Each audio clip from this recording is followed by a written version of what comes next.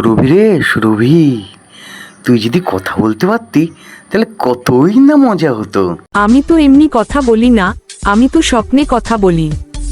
কে কে কথা বললো? সুরভি? সুরভি কথা বললি তুই? হ্যাঁ ভাই রঘু, আমি সুরভি। তুই যে আমাকে খড় খাওয়াস, মাথায় হাত বুলিয়ে দিস, আমি তোমাকে স্বপ্নে সাহায্য করতে চাই। তাহলে আজকে রাতে ভালোভাবে ঘুমোতে হবে। দেখি তুই কি আবার বলিস। আরে তাহলে আমি তখন কি স্বপ্ন দেখছিলাম?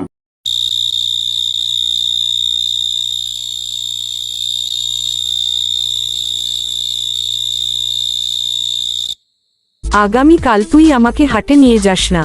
হাটে গেলে একটা বদমাস লোক আমাকে কিনে নিয়ে যাবে আর তোকে ঠকাবে। ও ও মা, তাই নাকি? ঠিক আছে, যাবো না কালকের হাটে। রবি, তুই তো খুব বুদ্ধিমতী গাই দেখছি।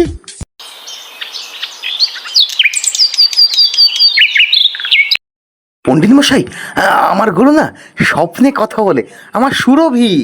ওরে রঘু, তুই চাষা মানুষ, তোর ঘুম হয় না রাতে, তাই তুই ভুল ভাল বকছিস।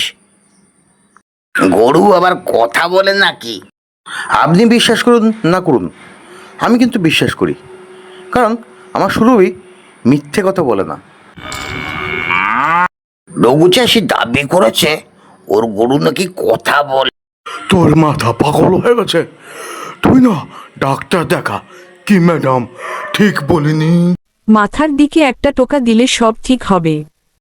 ঠিক আছে, সুরভিকে নিয়ে আমি আজকে হাটে যাব না। দেখি সুরভি সত্যি কথা বলে না মিথ্যা কথা বলে। জানো লঘুদা, হাতে একটা লোক এসেছে, সে গরু কিনে নিয়ে যাচ্ছিল। গরুটা না কিছুক্ষণ পরে দেখে অজ্ঞান, পরে দেখে যে গরুটা কাঠের গরু। তাহলে তো সুরভি ঠিকই বলেছিল। ওলে বাবা, সুরভি তো ভবিষ্যৎ বক্তা। চাচির গরু জ্যোতিষী। ক্ষমা করিস রঘু, তোর গরুর বিশেষ কোনো গুণ আছে। আমি যদি সুমতিকে ক্লাস করাই তাহলে কেমন হবে? সুরভির মাথায় বরফ রেখে দিলে আরো ভালো গণনা করবে। না না, সুরভি শুধু আমার। সুরভি আমার সঙ্গেই রাতে স্বপ্নে কথা বলবে। হ্যাঁ, তোমরা মজা পাও আর যা করো। রঘু, আমাকে দুধ একটু খাওয়াস তো, স্বপ্নে কথা বলতে বলতে আমার গলাটা শুকিয়ে গেছে।